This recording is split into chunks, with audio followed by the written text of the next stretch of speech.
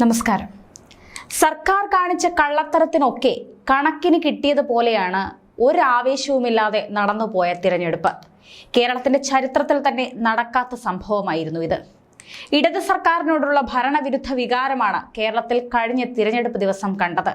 ചരിത്രത്തിലെങ്ങും രേഖപ്പെടുത്തിയില്ലാത്തത്ര കുറവ് പോളിംഗ്, പലർക്കും വോട്ട് ചെയ്യാൻ കഴിയാതെ പോകേണ്ട പ്രതിസന്ധി ഉണ്ടായി. വോട്ട് ചെയ്തിട്ട് എന്താണ് ഫലമെന്നുള്ള ചിന്ത, ഇതെല്ലാം കൂടുതൽ ബാധിച്ചിരിക്കുന്നത് ഭരണപക്ഷത്തിനെയാണ്. തിരഞ്ഞെടുപ്പ് സമാധാനപരമായിരുന്നെങ്കിലും മണിക്കൂറുകൾ കാത്തുനിന്ന് വോട്ടിടാനുള്ള വിമുഖത ജനങ്ങൾ കാണിച്ചു. അതിന് കാരണക്കാരാരാണ്? തിരഞ്ഞെടുപ്പിൽ പരാജയപ്പെടുമെന്ന ഭീതി വന്നപ്പോൾ പോളിംഗ് കുറയ്ക്കാനുള്ള നീക്കങ്ങൾ നടന്നിട്ടുണ്ടെന്ന തരത്തിൽ ചർച്ചകൾ പ്രതിപക്ഷങ്ങൾ വാളായി ഉയർത്തുന്നു. എല്ലാത്തിനും കാരണം കേരളത്തിന്റെ ഭരണത്തലവനാണെന്ന് പോലും ജനങ്ങളെ കൊണ്ട് പറയിപ്പിച്ചു.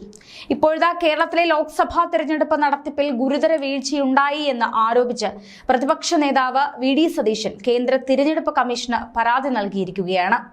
സുതാര്യവും നീതിപൂർവവുമായ തിരഞ്ഞെടുപ്പ് ഉണ്ടായിട്ടില്ലെന്നും വോട്ടേഴ്സ് ലിസ്റ്റ് പരിഷ്കരിക്കുന്നതിൽ സംസ്ഥാന തിരഞ്ഞെടുപ്പ് കമ്മീഷൻ പരാജയപ്പെട്ടതായും പരാതിയിൽ പറയുന്നു. വിഷയത്തിൽ സ്വതന്ത്രമായ ഒരു അന്വേഷണം വേണമെന്നും സതീശൻ ആവശ്യപ്പെട്ടിട്ടുണ്ട്.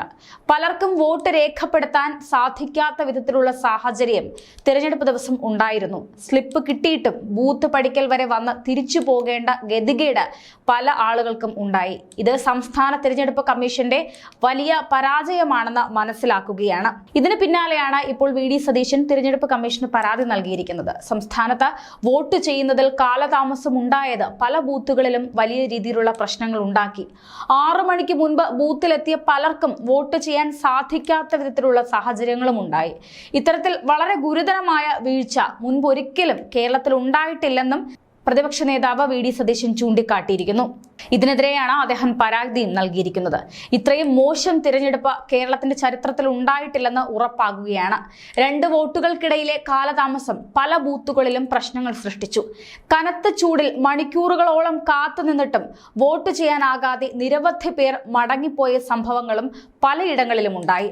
6 മണിക്ക് മുൻപ് ബൂത്തിലെത്തിയ നിരവധി പേർക്ക് വോട്ട് ചെയ്യാനാകാത്ത സാഹചര്യവും പല സ്ഥലങ്ങളിലും ഉണ്ടായി. സംസ്ഥാനത്ത് ഇത്രയും മോശമായ രീതിയിൽ ഒരു തിരഞ്ഞെടുപ്പും നടന്നിട്ടില്ല. ഇരട്ട വോട്ടുകളും മരണപ്പെട്ടവരുടെ വോട്ടുകളും ഒഴിവാക്കി വോട്ടേഴ്സ് ലിസ്റ്റ് പരിഷ്കരിക്കുന്നതിലും സംസ്ഥാന തിരഞ്ഞെടുപ്പ് കമ്മീഷൻ പരാജയപ്പെട്ടിരിക്കുകയാണ്. തിരഞ്ഞെടുപ്പ് നടത്തിപ്പിലുണ്ടായ ഗുരുതരമായ വീഴ്ചകളെക്കുറിച്ച് സ്വതന്ത്രമായ ഒരു അന്വേഷണം നടത്തണമെന്നും പ്രതിപക്ഷ നേതാവ് പരാതിയിൽ ആവശ്യപ്പെട്ടിരിക്കുകയാണ്. അതേസമയം വടകരയിൽ രാത്രി വൈകിയും നീണ്ട പോളിംഗിൽ തിരഞ്ഞെടുപ്പ് കമ്മീഷന് ഉടൻ പരാതി നൽകാനൊരുങ്ങുകയാണ് യു.ഡി.എഫ് അനുകൂല ബൂത്തുകളിൽ ഉദ്യോഗസ്ഥരെ ഉപയോഗിച്ച് CPM ബോധപൂർവം അട്ടിമറി നടത്താൻ ശ്രമിച്ചു എന്നാണ് യു.ഡി.എഫിന്റെ ആക്ഷേപം. എന്നാൽ വൈകിട്ട് കൂടുതൽ വോട്ടർമാർ കൂട്ടത്തോടെ എത്തിയതാണ് പോളിംഗ് നീളാൻ കാരണമെന്നായിരുന്നു തിരഞ്ഞെടുപ്പ് കമ്മീഷന്റെ വിശദീകരണം. പരാതി കിട്ടിയാൽ പരിശോധിക്കാമെന്നും മുഖ്യ തിരഞ്ഞെടുപ്പ് ഉദ്യോഗസ്ഥൻ സഞ്ജയ് കൗൾ അറിയിച്ചിരുന്നു. കേരളം ഉറ്റുനോക്കുന്നൊരു മണ്ഡലമാണ് വടകര. ഇഞ്ചോടിഞ്ച് പോരാട്ടമാണ് വടകരയിൽ നടന്നത്. യു.ഡി.എഫിന് വേണ്ടി ഷാഫി പറമ്പിൽ, LDFിന് വേണ്ടി KK ശൈലജ എന്നിവരാണ് മത്സരിക്കുന്നത്. ഇവർ തമ്മിലുള്ള മത്സരങ്ങളും വിവാദങ്ങളും ഒക്കെ നേരത്തെ ചർച്ചയായിരുന്നു.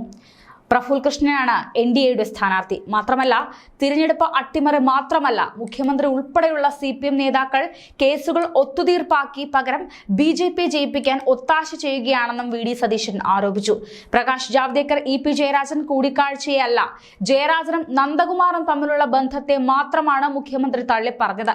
ജയരാജൻ ജാവ്ദേക്കർ കൂടിക്കാഴ്ചയ്ക്ക് പിന്നിൽ ബിസിനസ് ഡീലാണോ അതോ പൊളിറ്റിക്കൽ ഡീലാണോ എന്ന് വ്യക്തമാക്കണം. ലാവ്ലിൻ, മാസപ്പടി കേസുകൾ ഒത്തുതീർപ്പാക്കാനുള്ള ദൂതനായതിനാലാണ് ജയരാജനെ പിണറായി വിജയൻ തള്ളിപ്പറയാത്തത് എന്നും വി.ഡി. സതീശൻ ഗുരുതരമായി പറഞ്ഞിരിക്കുകയാണ്. കൂട്ടുപ്രതിയെ ഒറ്റക്കെടുത്ത് മുഖ്യമന്ത്രി രക്ഷപ്പെടാൻ ശ്രമിക്കുകയാണ്. കരുവന്നൂരിൽ ED അന്വേഷണം കടുപ്പിച്ച് CPMനെ ഭീഷണിപ്പെടുത്തുകയായിരുന്നു. ആ ഡീലാണ് നടന്നത്.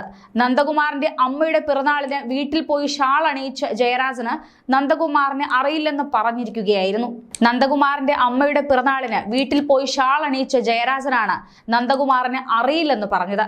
മുഖ്യമന്ത്രി നാടകം കളിക്കുകയാണെന്നും സതീശൻ പരിഹസിച്ചു. വെറും 70.35% ഇത്തവണ കേരളത്തിലെ പോളിംഗ് നടന്നത്.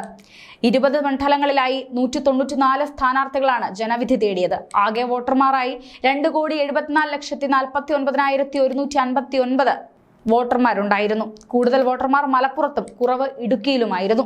1800-ലേറെ ബൂത്തുകൾ പ്രശ്ന സാധ്യതയുള്ളതായി കണ്ടെത്തിയിരുന്നെങ്കിലും കാര്യമായ അനിഷ്ട സംഭവങ്ങൾ നടന്നില്ലായിരുന്നു. എങ്കിലും പലയിടങ്ങളിലും CPM അക്രമം അഴിച്ചുവിട്ടു. കേരളം ഉൾപ്പെടെ 13 സംസ്ഥാനങ്ങളിലാണ് കഴിഞ്ഞ ദിവസം 2ാം ഘട്ട വോട്ടെടുപ്പും നടന്നത്.